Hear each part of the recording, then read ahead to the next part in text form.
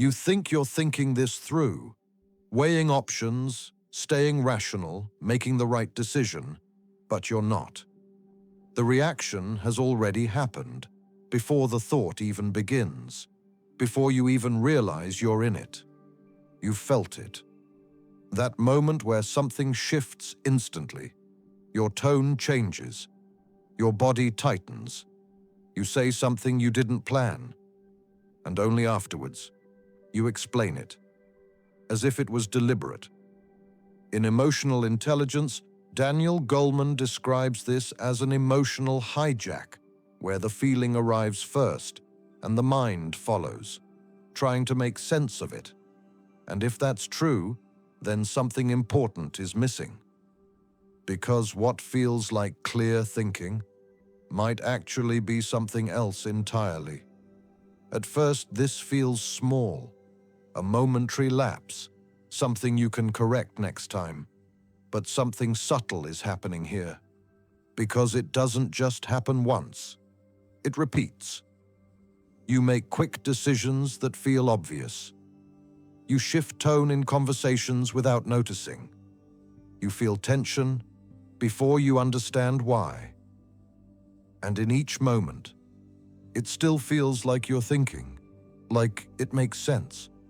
You don't notice the reaction. You don't notice the reaction because it feels like the beginning of the thought, because at a certain point, emotions can hijack the rational mind. And this is where it begins to shift, because even that idea is incomplete. You are not just reacting, you are reacting in ways that feel like thinking, and that is much harder to detect. But if that were fully true, you would notice it happening. And most of the time, you don't. At first, this is difficult to see, because the experience feels seamless. Emotion and reasoning feel like one process. There is no clear separation. And that's what makes it convincing, because there's no clear moment where you can say, this is where the feeling ended and the thinking began. But if you slow it down, you begin to notice something. The decision comes quickly. The justification follows. But here's what's easy to overlook. The justification doesn't just explain the decision, it protects it. It stabilizes it. It closes the gap before you ever question it, and it still feels like you're thinking, because it never felt like it started anywhere else. And this is what most people miss. Not that the system is fast, but that it is selective. It decides what matters before you ever see the full picture. And by the time you're aware, the frame has already been chosen. There is a system operating beneath your awareness. It is fast, it is automatic, and it does not wait. Before you consciously register what is happening, your brain has already evaluated it. A tone in someone's voice, a slight change in expression, a memory linked to a similar moment. All of this is processed instantly, and it creates a feeling, not a thought, a feeling. And by then, it already has direction. And once that feeling is there, everything that follows begins to organize around it, if you look closely. In a very real sense, we have two minds, one that thinks and one that feels. And this is where it changes, because the feeling comes first, before logic engages, before analysis begins, before you think it through. Something in you has already decided how this moment feels, and that feeling begins to shape everything, quietly, without asking you. What you notice, what you ignore, what you assume. At first, this feels reasonable, because the interpretation feels accurate. It feels like reality, but it is already filtered, and you don't experience it as filtering.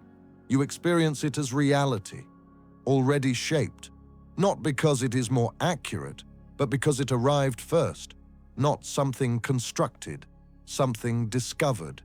And this creates a quiet tension, but not the kind you notice, because the response doesn't feel influenced. It feels correct. And that's what makes it difficult to question.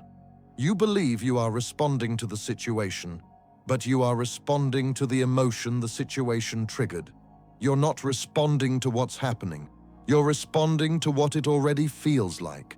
This becomes most visible under pressure, moments where your reaction surprises you. You say something sharper than you intended. You withdraw when you meant to engage. You feel overwhelmed without knowing why. And in that moment, it still feels justified, as if it couldn't have gone another way, as if it was the only response available. And that feeling of certainty is often the last thing to be questioned. And afterwards, you tell yourself, I lost control. But this is where it breaks. Because control was never where you thought it was. In these moments, the emotional system takes over completely. The body shifts, the heart rate increases, attention narrows, and thinking becomes secondary. And when the intensity rises, when passions surge, reason is pushed aside. This is not failure, it is design. But that doesn't make it reliable, because what is fast is not always accurate. A response system built for speed, not reflection. Fight, flight, freeze. Each one prioritizes survival over accuracy. And in that moment, there is no space for careful thinking. And yet, afterwards, it will feel like there was thinking guiding it. Only action came first. Afterwards, the mind returns. And this is where something even more subtle happens. You begin to explain what you did. You reconstruct the moment. You build a narrative. But the story isn't neutral. It is shaped to remove doubt, so that next time you trust the same reaction again. It sounded like this, so I responded like that. It made sense to say it. It felt justified, but it came after the reaction. And it convinces you it was there all along, even when it wasn't. Which is why, more often than not, we are most often blind to our own emotional states. And this is what most people miss. The mind is not only reacting, it is also protecting the illusion of control. It tells a story that preserves consistency. I'm thinking clearly. This makes sense. But beneath that, the emotional response has already shaped the outcome. And by the time you reflect on it, you're no longer seeing the moment. You're seeing your version of it. Over time, this becomes a pattern, repeated reactions, reinforced explanations, until they begin to feel like identity. Not something you do, something you believe you are. This is just how I am, as if it was always there, not something that formed. And once it feels like identity, it becomes much harder to interrupt. And this is where the loop closes. But something changes. When you begin to notice it, not control it, notice it, a small shift. The kind that wasn't available before. You feel the tension, and instead of acting immediately, you observe it. Almost from just outside it. You recognize the trigger, a tone, a word, a familiar situation, and you begin to name what is happening: frustration, anxiety, defensiveness. And this is where everything begins to shift. Self-awareness is the cornerstone of emotional intelligence, because awareness creates space, a moment between feeling and action, small at first, almost unnoticeable, but real. And in that space, something new becomes possible: choice. And even that can feel unfamiliar, almost unnatural. Not the absence of emotion, but a different relationship with it.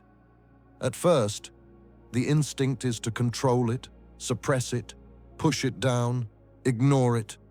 But this creates a different problem, because what is suppressed does not disappear.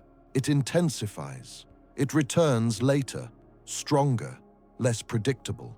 Because the moment you try to push it away, trying to ignore emotions only strengthens their hold. And this is where the misunderstanding deepens. Control is mistaken for suppression, but they are not the same. Suppression avoids the feeling.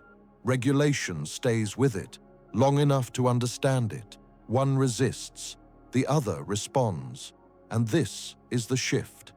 Instead of pushing the emotion away, you allow it to be recognized without immediately acting on it. This feels counterintuitive at first, because it seems like losing control. But it is the opposite. It is the beginning of it, even if it doesn't feel like control yet. And this doesn't stop with you, because your emotional state is not contained. It moves. Through tone, through expression, through presence. Other people feel it, before they can explain it.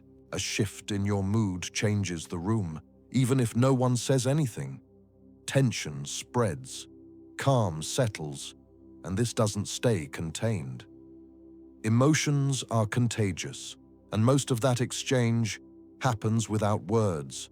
And this is where the impact expands, because your awareness, or lack of it, does not only shape your behavior, it shapes your relationships, how people respond to you, how they feel around you, and how patterns between people are formed, not through words, but through emotional signals, subtle, constant, and often unnoticed. And this brings you back to the beginning. You think you're thinking this through, weighing options, staying rational, making the right decision. But now something is different. It was never about thinking clearly. It was about recognizing what shaped the thinking before it began. At first, it still feels the same. The reaction still comes quickly. The explanation still follows. But something in you begins to register it, not all at once, but enough to start seeing where it actually starts. And once you see that, the process never quite feels invisible again. Not fully, not the way it did before. And if this way of seeing continues to resonate, there's more to explore here.